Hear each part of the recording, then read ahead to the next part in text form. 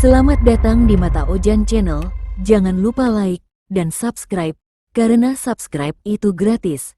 Tolong wujudkan cita-citaku untuk sampai 200 subscriber. Terima kasih, kita masuk ke ceritanya. Langit desa Gunung Lirang sore itu diselimuti mendung yang tak biasa. Udara lembab menyimpan aroma hujan yang tertahan.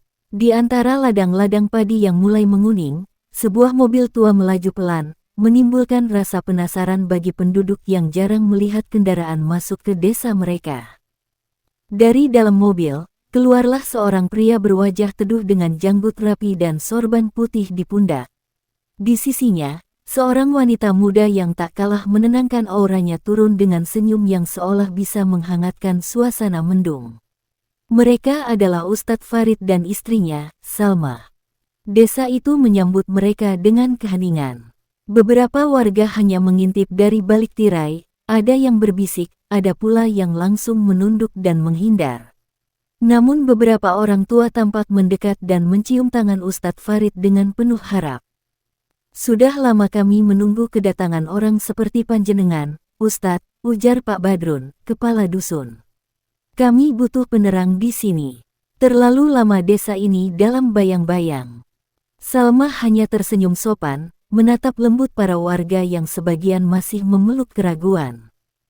Tapi tak jauh dari sana, di sebuah gubuk tua yang berdiri miring di bawah pohon waru besar, seseorang mengusap kendi tanah liat dengan tangan gemetar.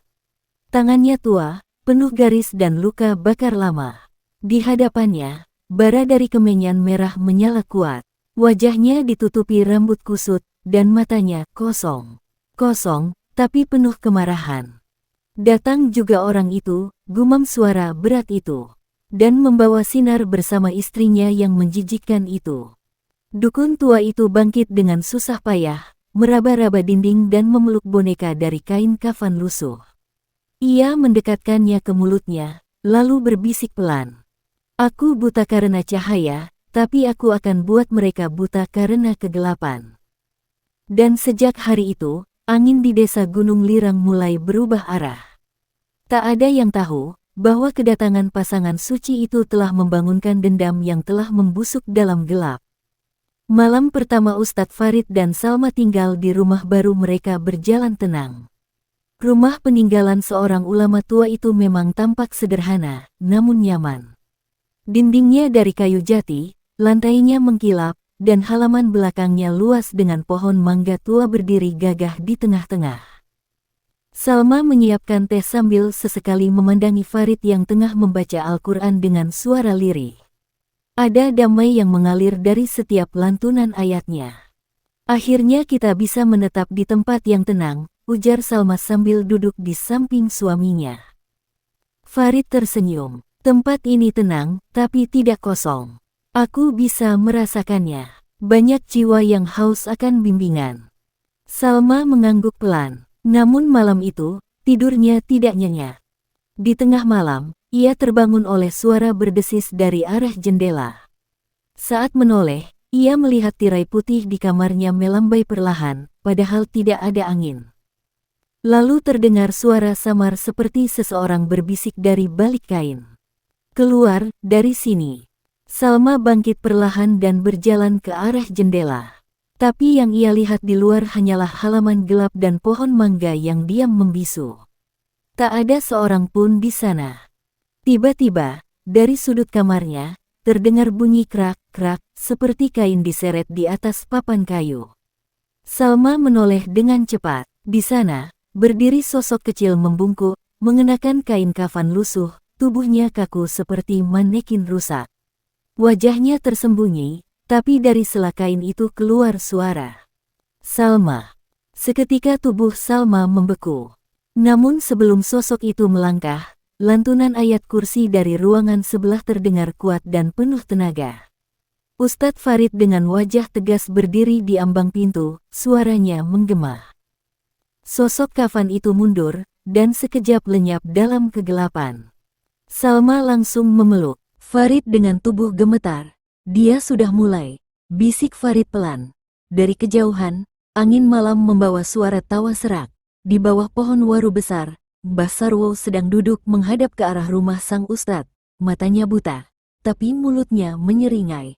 Baru pembukaan, Neng Salma, baru pembukaan. Pagi hari di rumah Ustadz Farid terasa dingin tak biasa. Salma berdiri di dapur sambil menggenggam cangkir teh yang sudah mulai kehilangan hangatnya. Matanya sembab, sisa ketakutan semalam masih menempel di wajahnya. Farid datang dari musola kecil di belakang rumah, menatap istrinya dengan pandangan penuh iba. Aku sudah pagar rumah ini dengan ayat suci. Tapi kekuatan itu bukan main, ujarnya sambil duduk. Salma menggigit bibir bawahnya. Kita nggak salah datang ke desa ini, kan? Farid menggeleng pelan. Justru karena kita benar, kita ditentang. Sambil menarik napas, Farid bangkit. Aku mau cek halaman belakang. Tadi malam, aku dengar suara seperti tanah digali. Salma mengikuti dari belakang, meski perasaan gelisah masih menusuk. Mereka melangkah ke halaman, dan benar saja, di bawah pohon mangga, ada gundukan tanah yang terlihat baru saja diaduk. Bekas-bekas jari, seperti cakar, terlihat jelas di sana. Farid mendekat dengan hati-hati. Ia mulai mengeruk tanah dengan sekop kecil. Baru sedalam beberapa senti, ujung sekopnya menyentuh sesuatu yang keras. Sebuah bungkusan kain kafan. Salma mundur beberapa langkah, tubuhnya gemetar. Farid membuka dengan sangat hati-hati. Di dalamnya, ada boneka dari jerami berbentuk wanita, mirip Salma, dengan rambut hitam panjang, dan sebatang paku menancap di bagian dadanya. Wajah Farid mengeras. Ia langsung membacakan ayat-ayat ruqyah. Saat ayat dilantunkan, boneka itu bergetar hebat, seperti makhluk hidup yang kesakitan. Tanah di sekitarnya bergetar pelan, dan terdengar suara lirih dari kejauhan. Buka matamu, Ustadz, dia bukan wanita biasa. Farid menghentikan bacaannya sejenak, lalu membakar boneka itu di tempat. Asap hitam mengepul tinggi, membentuk wajah samar Mbah Sarwo, menyeringai dengan wajah dipenuhi luka. Di gubuknya, Mbah Sarwo menggigit jarinya hingga berdarah. Di depannya, kendi tanah liat pecah dengan sendirinya. Sakit, ya, rasain dulu. Itu baru kulitnya, Ustadz. Salma memeluk Farid erat. Di matanya, ada ketakutan yang mulai berubah menjadi kekuatan.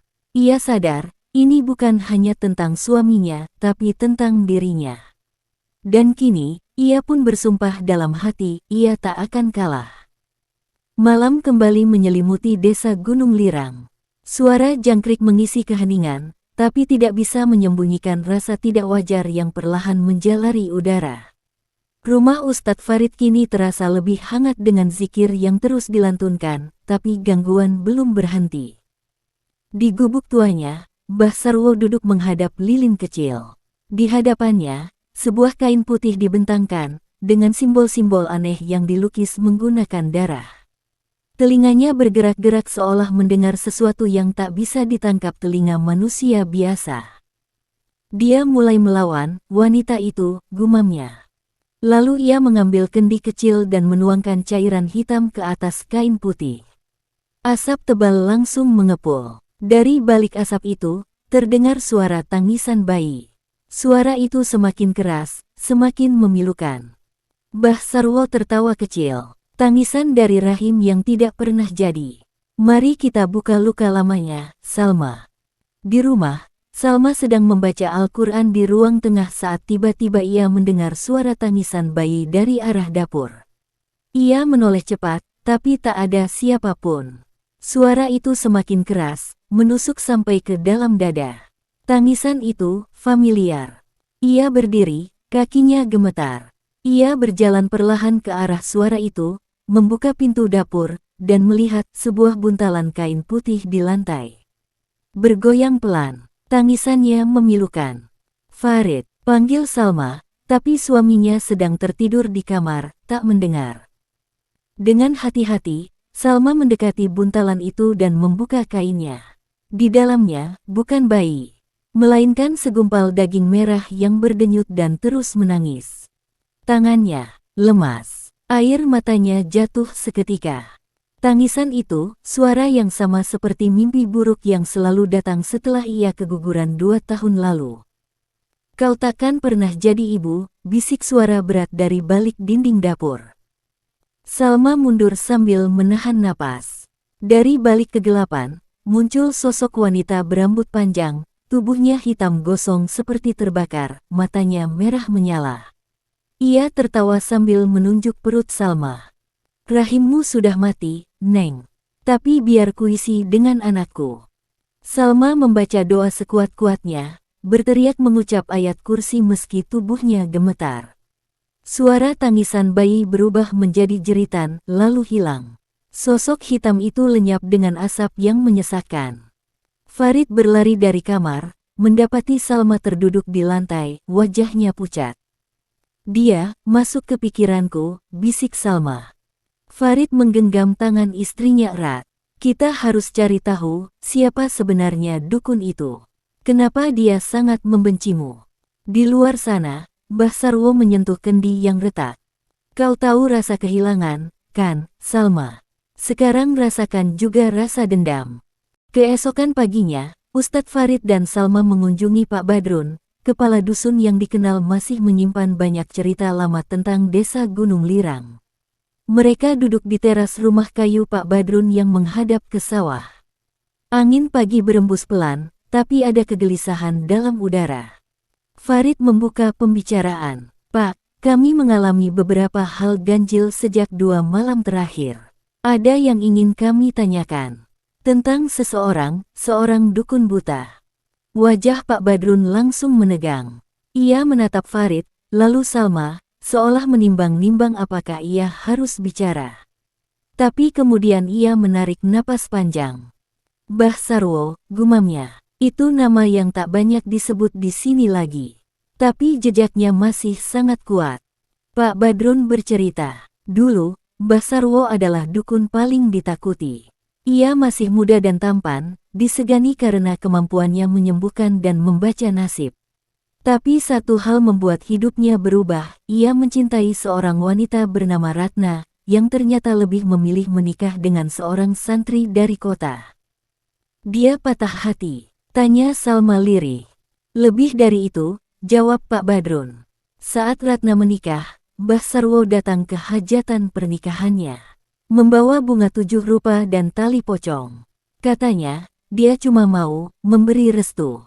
Tapi malam itu, Ratna dan suaminya hilang secara misterius. Ditemukan seminggu kemudian di hutan, membusuk, mata tercongkel. Sejak saat itu, Mbah Sarwo dianggap pembawa petaka. Ia diusir, matanya dibutakan oleh warga yang marah. Tapi ia bersumpah. Pak Badrun menatap Salma dengan sorot tajam. Akan membenci setiap wanita yang bahagia bersama suaminya. Terutama yang punya wajah mirip Ratna. Salma menelan ludah. Farid menggenggam tangan istrinya erat. Rasa dingin menjalar ke tulang. Wajah Ratna mirip Salma. Tanya Farid dengan suara tegang. Pak Badrun mengangguk pelan. Nyaris sama. Bahkan warga tua yang lihat Salma bilang seolah Ratna hidup kembali. Sore harinya, Salma membuka kotak barang lamanya dan menemukan foto dirinya semasa remaja. Ia tatap lama-lama, dan perasaan aneh mulai merambat. Malam harinya, tali pocong basah tergantung di depan rumah mereka. Dan dari kejauhan, suara tangisan lelaki tua terdengar. Tangisan yang berubah jadi tawa melengking, bercampur kebencian yang tak terucapkan. Ratna, kau kembali, tapi takkan pernah bahagia. Tidak sekarang, tidak di rumah ini. Malam itu, Salma tak bisa tidur. Ia duduk di ruang tamu. Cahaya lampu temaram membuat bayangan di dinding tampak seperti bergerak. Di pangkuannya, ia memegang foto lamanya yang kini terasa asing. Wajahnya, senyumnya, sorot matanya, semuanya serupa dengan nama yang kini menghantuinya, Ratna. Di luar, angin malam menderu lebih keras dari biasanya. Dedaunan pohon mangga seperti berbisik dalam bahasa yang tak dipahami manusia. Tiba-tiba terdengar suara ketukan lembut di pintu depan. Tok, tok, tok. Salma menoleh, jantungnya berdegup tak beraturan. Jam menunjukkan pukul 2 dini hari. Siapa yang datang sepagi itu? Ia berdiri perlahan, membuka pintu sambil berucap perlindungan. Tak ada siapapun. Tapi di ambang pintu, terdapat sebuah kotak kayu tua. Ukirannya kasar, berlumut, dan mengeluarkan bau anyir. Dengan ragu, Salma membawanya masuk. Farid yang terbangun karena suara pintu langsung menghampiri. Apa itu? Salma menunjukkan kotak itu. Farid mengambil air wudhu terlebih dulu sebelum membuka. Begitu tutup kotak terbuka, bau busuk langsung menyengat. Di dalamnya terdapat cermin tua yang retaknya membentuk wajah menyeramkan, selembar kain putih bernoda darah, dan sebuah surat tua bertuliskan tangan halus. Untuk yang mewarisi wajahku, tapi bukan takdirku. Farid membaca surat itu keras-keras. Surat tersebut adalah tulisan dari Ratna sendiri, ditulis sebelum pernikahannya dengan suaminya dulu. Isinya penuh ketakutan. Ia tahu Mbah Sarwo tidak akan pernah melepaskannya, dan ia merasa hidupnya akan berakhir tak lama setelah hari pernikahannya. Namun yang paling mengejutkan adalah kalimat terakhir. Jika kau membaca ini, berarti kutukan itu belum berakhir. Lindungi suamimu, karena dendamnya tak ingin mengambilmu, tapi menghancurkan lelaki yang kau cintai. Salma menahan napas. Farid memejamkan mata sejenak, mencoba memahami semuanya. Dia tidak hanya ingin mengusikmu, Salma. Dia ingin mengambilku, seperti dia mengambil suami Ratna. Tiba-tiba, cermin di dalam kotak itu bergetar. Dari permukaannya yang retak, muncul bayangan mata tua yang berdarah dan mulut yang menjerit. Kau akan kubutakan, Farid. Seperti aku. Farid segera menutup kotak dan membacakan ayat-ayat suci. Tapi sebelum cermin itu benar-benar mati, terdengar suara lirih. 5 malam lagi, sebelum matamu jadi gelap. Salma memeluk Farid. Kita harus cari cara memutus rantai ini. Di luar rumah mereka, kabut mulai menebal. Di bawah pohon waru besar, Mbah Sarwo sedang menyiapkan boneka jerami baru, berjubah putih, berkepala peci. Keesokan paginya, Ustadz Farid pergi ke rumah Bu Nyai Janah, seorang perempuan sepuh yang dahulu dikenal sebagai sahabat Ratna dan satu-satunya saksi hidup dari masa kelam itu. Rumahnya berada di pinggir desa, dikelilingi pohon pisang yang rindang dan ilalang yang tumbuh liar. Bu Nyai duduk di kursi rotan, tubuhnya sudah rapuh, namun matanya masih tajam, seolah menyimpan sejarah yang tak pernah benar-benar mati. Ustadz Farid, katanya lirih, saya sudah mendengar kabar kalian, dan saya tahu waktunya akan datang juga. Farid dan Salma duduk di depannya dengan sopan. Kami butuh penjelasan, Bu Nyai, ucap Farid, tentang Ratna, dan kutukan itu. Bu Nyai menghela napas panjang, lalu membuka sebuah peti kecil dari bawah kursinya. Di dalamnya, terdapat secarik kain putih dengan simbol-simbol kuno, dan sebuah manik-manik mata dari batu giok hijau gelap yang anehnya tampak hidup, berdenyut pelan seperti jantung. Inilah mata yang diambil Mbah Sarwo dari dunia jin, bisik Bu Nyai. Waktu ia dibutakan oleh warga, ia tak pernah benar-benar kehilangan penglihatannya. Ia mengganti matanya dengan ini, mata dari jin yang dulu ditundukkan oleh kakek buyutnya. Sejak itu, ia bisa melihat lebih banyak, tapi bukan sebagai manusia. Farid menatap manik-manik itu lekat-lekat. Matanya terasa panas. Setiap 5 tahun, lanjut Bu Nyai, mata itu butuh persembahan, jiwa lelaki suci yang mencintai wanita berwajah Ratna. Maka ia datang. Maka ia mencoba mengambilmu, Ustadz. Salma memegang tangan Farid erat. Bagaimana kami bisa menghentikannya? Tanya Salma. Bagaimana memutus kutukan ini? Bu Nyai menatap mereka dalam-dalam. Kau harus mengambil kembali mata itu dari dirinya. Hancurkan. Tapi bukan dengan tangan kosong. Kau harus temukan tempat di mana Ratna dikuburkan tanpa nama, karena disitulah pintu antara kutukan dan pelepasan dibuka. Salma menahan napas. Kuburan tanpa nama. Ya, gumam Bu Nyai. Di hutan belakang desa, tapi tak ada yang pernah kembali hidup dari sana yang mencoba mencarinya. Tiba-tiba, Manik-manik batu giok itu meloncat dari peti dan berguling sendiri ke lantai, lalu pecah menjadi dua. Dari dalamnya, keluar asap hitam dan suara tawa serak. Mereka akan mencarimu, Ratna, dan aku akan menunggu bersama anak-anakku. Bunyai menunduk, menahan air mata. Waktumu tak banyak, Salma. Mbah Sarwo tak hanya buta, dia kini melihat dengan mata dunia bawah. Sore itu, awan hitam menebal di atas desa Gunung Lirang. Dan dari jendela rumahnya, Salma melihat siluet seseorang berdiri di bawah pohon mangga. Sosok perempuan, dengan gaun pengantin putih yang compang-camping. Hari mulai gelap ketika Salma dan Farid memasuki hutan di belakang desa. Langit berwarna merah kelam, seolah menandai waktu-waktu yang tak lagi manusiawi. Hutan itu seperti menutup dirinya sendiri, pohon-pohon saling melingkar, cahaya tak bisa menembus, dan hawa di dalamnya terasa berat. Pak Badrun menolak menemani, bahkan warga desa lain hanya berani berdoa dari jauh.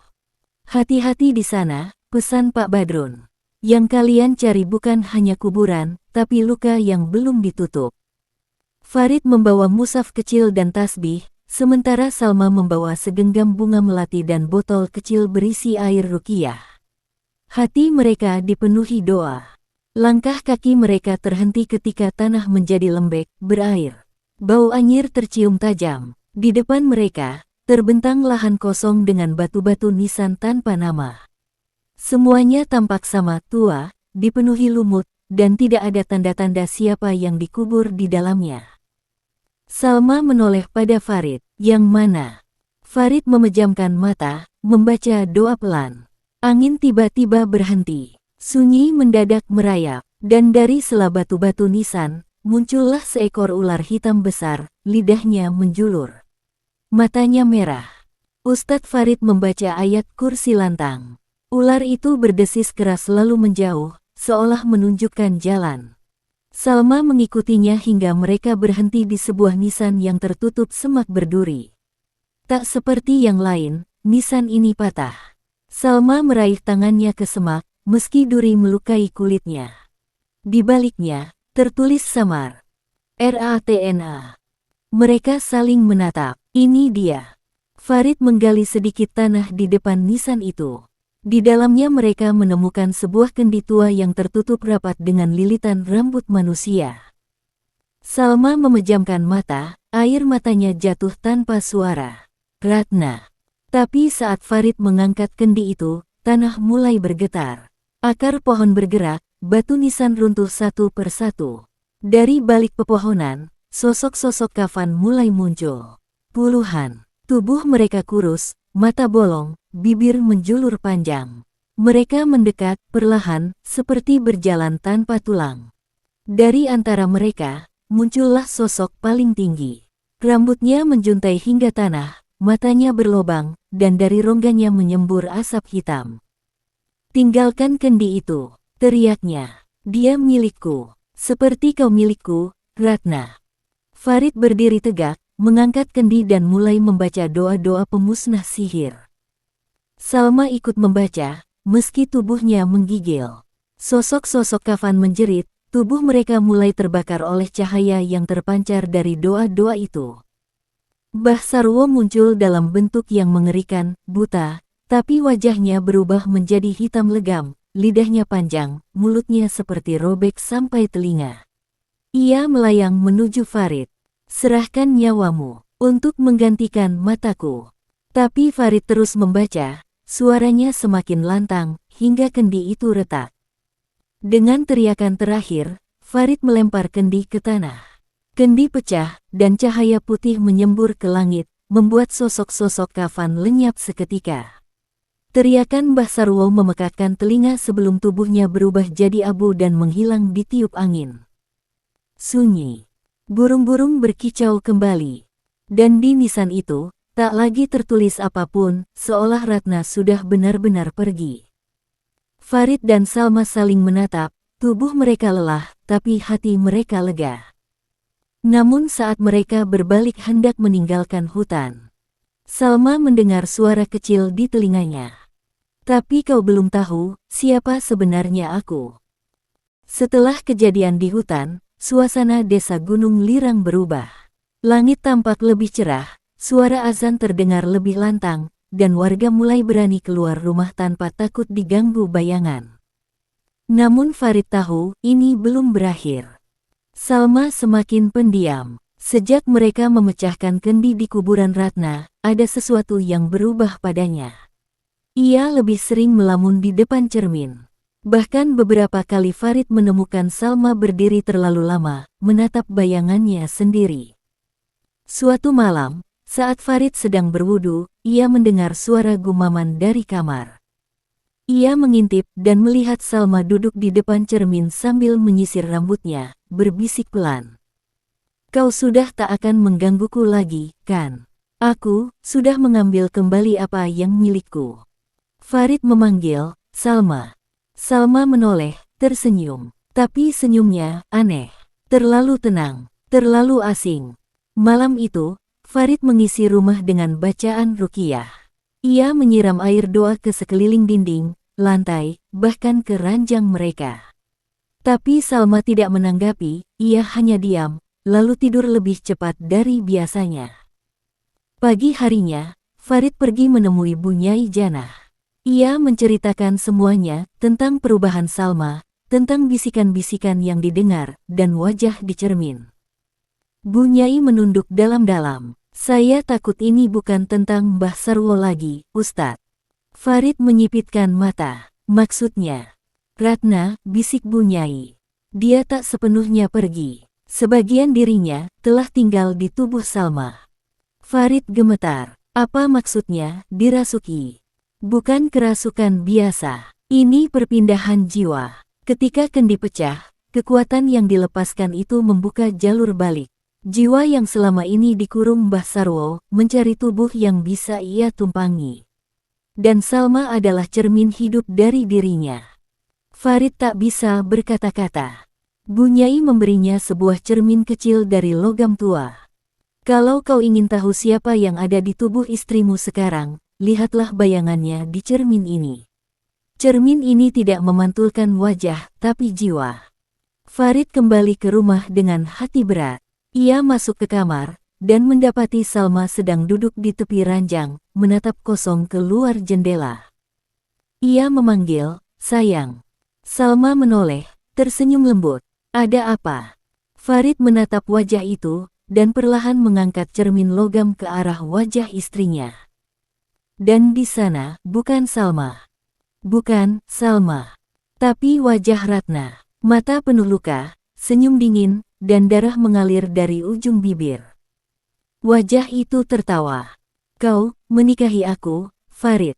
Farid terjatuh ke belakang, tubuhnya gemetar. Dan di depan cermin kamar mereka, bayangan Salma atau Ratna menyisir rambutnya perlahan, masih berbisik.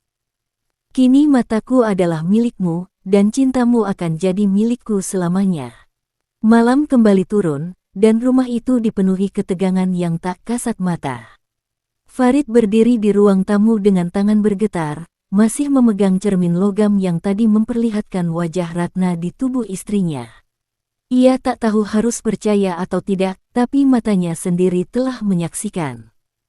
Di dalam kamar, Salma atau siapapun yang ada di tubuhnya masih diam, seperti boneka yang hidup tanpa jiwa. Farid mengambil wudhu, lalu membentangkan sajadah, memohon petunjuk kepada Tuhan. Setelah sujud yang panjang, ia mendengar suara dari arah kamar. Bukan teriakan, bukan tawa, tapi suara dua orang. Ia mengendap, mendekati pintu kamar. Dan jelas terdengar percakapan dari balik pintu, dua suara perempuan, saling bertentangan. Tubuh ini milikku. Aku istri Farid. Kau lemah. Kau menangis di setiap malam, dan suamimu hampir mati karena kelembutanmu.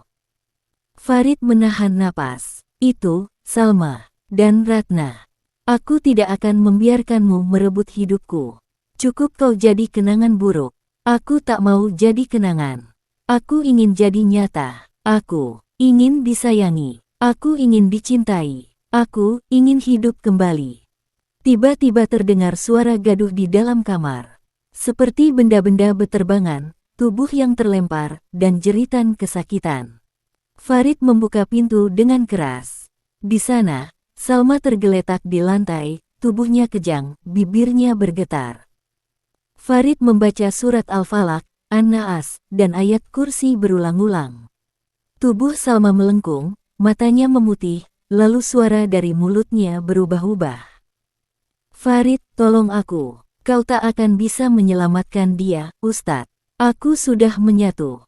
Farid terus membaca dengan air mata mengalir. Ia menggenggam tangan istrinya. Salma, kalau kau masih ada, lawan dia. Jangan biarkan dia ambil tubuhmu.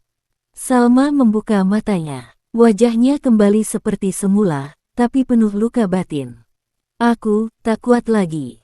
Dia terus masuk. Dia tahu semua ketakutanku, bahkan tentang bayi kita yang tak pernah lahir.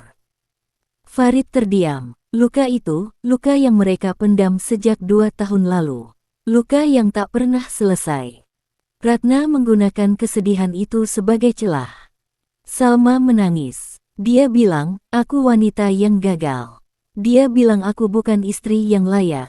Farid memeluk Salma erat. Itu bohong. Kau istri terbaik. Kau tak gagal. Kita hanya belum waktunya. Dan sekarang, kau harus kuat. Karena dia akan terus menekan luka-lukamu sampai kau menyerah. Malam itu, Salma dan Farid tidur dalam pelukan, dengan doa tak putus-putus.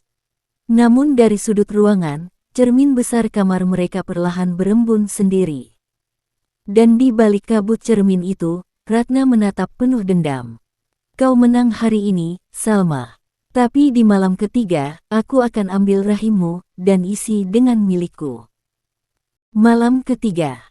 Salma merasa tubuhnya lebih ringan, tapi tidak berarti lebih tenang. Ada getaran aneh di dalam dirinya, seperti sesuatu yang bergerak bukan di bawah kulit, tapi di dalam jiwanya. Ia sering merasa mual, pusing, dan tubuhnya mulai berubah. Seolah ada kehidupan baru yang tumbuh tanpa ia kehendaki. Farid mencatat semua yang terjadi. Ia menolak menganggap ini sekadar gangguan biasa.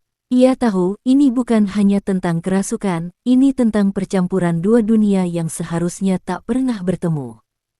Pagi itu, Salma memandangi perutnya di depan cermin. Ia merasa sedikit menonjol, dan untuk sesaat ia merasa bahagia. Apa mungkin ini rezeki kita? Gumamnya. Tapi saat ia tersenyum, bayangan di cermin tidak mengikuti. Salma terdiam. Bayangan itu tersenyum lebih lebar, dengan mata merah menyala. Bukan rezekimu, Neng. Itu, anakku. Salma berteriak dan mundur. Cermin itu pecah sendiri tanpa disentuh. Farid masuk dengan panik, melihat darah menetes dari tangan istrinya yang terluka oleh pecahan. Ada sesuatu di dalamku, isak Salma. Aku bisa merasakannya, dan itu bukan milik kita, Farid. Farid membawa Salma ke Bu Nyai Janah lagi. Sang wanita tua itu hanya bisa menggeleng perlahan. Itu yang disebut anak tanah, Salma, janin dari dunia gaib. Bila ia tumbuh dalam rahim manusia, maka tubuh ibunya akan jadi perantara kehidupan dan kematian. Dan saat lahir, yang lahir bukan manusia. Farid tertegun. Apa Ratna yang menanamkannya? Bukan Ratna, jawab Bu Nyai. Tapi makhluk yang disembah Mbah Sarwo, yang telah membutakannya. Janin itu adalah warisan terakhir dari perjanjian mereka. Dan sekarang, ia menumpang dalam istrimu. Salma terisak. Lalu, bagaimana cara mengeluarkannya? Bu Nyai menatap Farid dengan mata yang dingin. Kalian harus menyelesaikan ini sebelum malam kelima. Sebelum anak itu cukup kuat untuk lahir. Karena setelah itu, tubuh Salma tak bisa lagi diselamatkan. Malam itu, Farid dan Salma berdoa sepanjang malam. Air doa disiramkan ke tubuh Salma. Namun saat menjelang subuh, Salma mulai menggeliat kesakitan. Perutnya terasa ditusuk-tusuk dari dalam. Farid membaca doa ruqyah dengan suara lantang, menggenggam erat tangan Salma yang berkeringat. Tapi dari mulut Salma, suara aneh keluar. Ayah, aku di sini, aku ingin lahir, aku ingin melihatmu. Farid terdiam. Suara itu, suara bayi, tapi menggunakan kata-kata manusia. Salma menangis. Farid, suara itu, seperti suara bayi kita yang dulu. Farid menahan tangis. Ia tahu itu tipu daya. Bukan dia, Salma. Itu bukan anak kita. Itu, iblis yang menyamar sebagai harapan. Salma menjerit. Tubuhnya menggeliat lagi. Darah mulai mengalir dari hidungnya. Dan dari perutnya, terdengar suara ketukan kecil. Tok, tok, tok. Seperti sesuatu yang ingin keluar, terlalu cepat. Dan dari jendela kamar, suara Ratna menggema. Biar aku yang melahirkan anak ini, jika kau tak sanggup menjaganya, Salma. Jendela terbuka sendiri. Angin dingin menerpa masuk ke kamar. Di sana, berdiri sosok Ratna, rambutnya menjuntai panjang ke lantai, matanya buta tapi bisa menatap tajam, dan tubuhnya kini lebih hidup daripada sebelumnya. Wajahnya pucat, tapi senyumnya penuh kemenangan. Salma lemah. Kau tahu itu, Farid, kata Ratna pelan. Dia tak mampu menahan kutukan ini. Tapi aku bisa. Aku ingin hidup kembali. Aku ingin anak ini tumbuh bersama ayah yang mencintai. Cukup, Farid membentak, air mata menetes dari matanya. Kau bukan ibu dari anak itu. Kau bukan istri dari siapapun. Kau hanya arwah penuh dendam yang menumpang dalam luka orang lain. Ratna tersenyum, lebih lebar. Kau yakin, Farid, kau yakin anak ini bukan bagian darimu? Bukankah kau juga menginginkan keturunan? Bukankah kau sempat berdoa, minta diberi keajaiban? Farid terdiam. Ratna melangkah perlahan ke arah Salma yang menggeliat di kasur. Perut Salma semakin membesar, seperti hamil 7 bulan dalam semalam. Tangan Salma mencakar-cakar sprei, menangis dalam bisikan doa yang mulai tak terucap dengan jelas. Aku akan lahirkan anak ini malam kelima, bisik Ratna. Dan saat itu, tubuh Salma tak akan pernah kembali. Tiba-tiba, terdengar azan dari surau kecil di ujung kampung. Ratna mengerang kesakitan, tubuhnya tersentak. Ia menatap Farid penuh benci. Kau pikir suara azan bisa menghentikan ini? Sudah terlalu terlambat. Farid menggenggam mushaf Al-Quran dan mendekati Salma. Ia mulai membacakan surah Maryam dengan lantang. Ayat demi ayat meluncur dari mulutnya dengan keyakinan dan keteguhan hati. Ratna menjerit, darah hitam menetes dari matanya yang buta.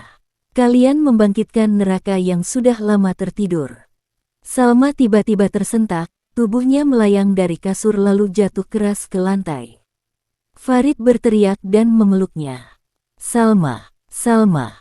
Salma membuka matanya. Napasnya tercekat. Dia masuk ke dalam. Farid menggigil. Ia menatap istrinya yang kini matanya berganti menjadi abu-abu keruh. Ratna sudah tidak ada di jendela. Karena ia sudah di dalam tubuh Salma. Keesokan paginya, Bunyai Janah datang membawa sebuah peti kayu kecil dan sehelai kain kafan. Kita tak bisa menunggu malam kelima. Kita harus adakan pemisahan jiwa. Tapi risikonya. Farid menatap wanita tua itu dengan tekad membara. Aku tak peduli, asal Salma selamat. Bunyai menatap Salma, yang duduk diam di sudut kamar dengan mata kosong. Pemisahan jiwa adalah ritual yang melibatkan darah. Salah satu dari mereka, Salma atau Ratna, harus rela meninggalkan tubuh ini secara permanen. Tapi, hanya satu yang akan bertahan hidup. Farid mengepalkan tangan. Kalau harus memilih, aku akan pertaruhkan semuanya untuk Salma. Bunyai menunduk. Kalau begitu, malam ini, kita adakan pemisahan. Langit malam keempat gelap tanpa bintang. Desa terasa sunyi seperti kuburan, seolah tahu bahwa sebuah pertempuran jiwa sedang menanti untuk terjadi. Farid, Bunyai Janah, dan 3 santri yang setia berkumpul di sebuah ruangan yang telah disucikan. Salma berbaring di tengah lingkaran ayat-ayat suci yang ditulis dengan tinta safron dan air zam-zam. Di sampingnya, peti kayu kecil terbuka, memperlihatkan seuntai benang merah, sebilah pisau kecil, dan segumpal kapas suci. Ritual ini akan menarik roh dari dalam tubuh Salma, ujar Bunyai. Dan ketika Ratna keluar, kita harus menguncinya sebelum dia kembali. Farid duduk di sisi Salma, menggenggam tangannya erat. Aku di sini, sayang. Aku akan bawa kau pulang. Salma membuka matanya. Tapi bukan Salma yang menatap Farid malam itu. Sudah terlambat. Dia milikku sekarang. Suara Ratna. Seketika, lampu ruangan berkelap-kelip. Udara mengeras, bau darah memenuhi ruangan. Dari perut Salma, terdengar suara tawa cekikikan, suara anak kecil. Bunyai memulai bacaan. Ayat-ayat Ruqyah menggema di seluruh ruangan, disusul dengan bacaan Yasin yang bergema dari bibir para santri. Tubuh Salma mulai menggeliat, berteriak, menangis, lalu tertawa bersamaan. Suara Ratna dan suara Salma saling bersahutan, bertarung di dalam satu tubuh. Farid mencium dahi istrinya. Ingat aku, Salma. Ingat rumah kita, ingat cintaku. Dan pada saat itu, Salma membuka mata. Tangannya menggenggam tangan Farid. Aku ingat. Lalu tubuhnya menegang. Suara jeritan tajam membelah malam. Asap hitam keluar dari mulut Salma dan membentuk wajah Ratna, pucat, buta, penuh luka, menjerit dengan wajah membara. Kalian tidak bisa menyingkirkan aku. Aku juga punya hak untuk bahagia. Bunyai menyuruh Farid segera mengambil benang merah dan membacakan ayat penutup. Farid dengan tangan gemetar mengikat asap hitam itu dengan benang merah, lalu menjebaknya ke dalam peti kayu. Jeritan Ratna terdengar makin jauh hingga akhirnya menghilang. Semua terdiam. Salma jatuh pingsan dalam pelukan Farid. Peti ditutup dan disegel dengan doa-doa. Bunyai menatap Farid dengan mata lelah. Ratna sudah terpisah. Tapi Farid menoleh cepat. Tapi apa, Bu? Tumbal sudah dipilih. Dan anak itu belum hilang dari rahim Salma. Farid terdiam, membeku. Kalau benar anak itu bukan milik Ratna, maka sesuatu yang lebih besar yang menanamkannya. Dan waktunya tinggal 1 malam lagi sebelum kelahiran. Malam kelima tiba dengan keheningan yang menusuk. Awan hitam menutupi bulan, dan angin tak lagi berbisik, ia meraung seperti lolongan makhluk haus darah. Di dalam rumah Ustadz Farid, segala persiapan sudah dilakukan. Peti kayu berisi roh Ratna terkubur di pekarangan belakang dengan bacaan 30 juz yang diputar sepanjang hari. Tapi masalah yang lebih besar tetap membayangi janin dalam rahim Salma. Meski Ratna telah terpisah, kehamilan gaib itu tidak menghilang. Bahkan kini Salma tampak seperti wanita yang akan melahirkan kapan saja. Tangis bayi samar terdengar dari perutnya, padahal belum pernah ada kehidupan nyata yang tumbuh di sana. Bunyai Janah duduk bersila di samping tempat tidur Salma yang tengah menggigil, perutnya bergerak-gerak seperti ditendangi dari dalam oleh makhluk yang bukan manusia. Jika ini bukan dari Ratna, maka ini berasal dari sesuatu yang jauh lebih tua, sesuatu yang dulu pernah menurunkan ilmunya pada Ratna, ujar Bunyai. Dan kini, ia menuntut lahir lewat rahim Salma. Farid menggenggam tangan istrinya. Apa yang bisa kita lakukan? Bunyai membuka kitab tua miliknya. Di sana ada satu ritual terakhir, ritual pengorbanan jiwa cinta. Untuk menghentikan kelahiran makhluk itu, satu-satunya cara adalah mengorbankan cinta paling murni dari seseorang. Yang ikhlas memberikan hidupnya untuk orang yang dicintai. Jika kau benar-benar mencintai Salma, ucap Bunyai dengan berat, kau harus bersedia menukar jiwamu dengan anak itu. Farid menunduk, tanpa ragu, ia berkata, lakukan. Salma terbangun dengan teriakan nyaring. Perutnya bergerak semakin liar, matanya memohon. Jangan tinggalkan aku, Farid.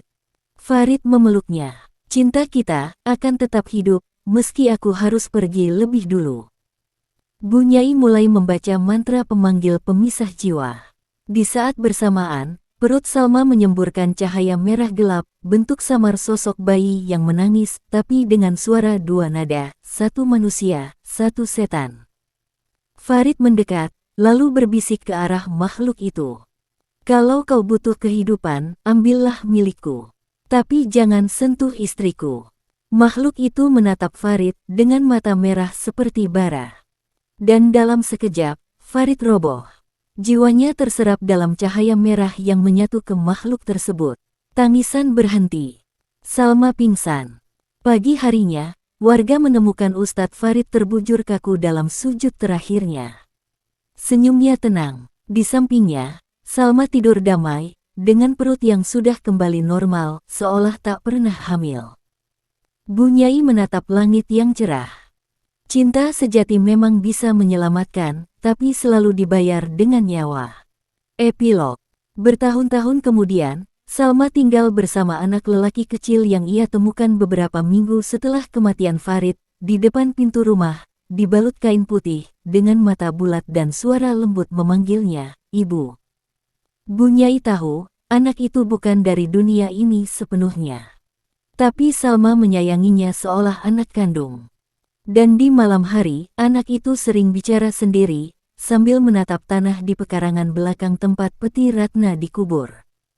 Bunda Ratna bilang, ayah akan kembali suatu hari nanti.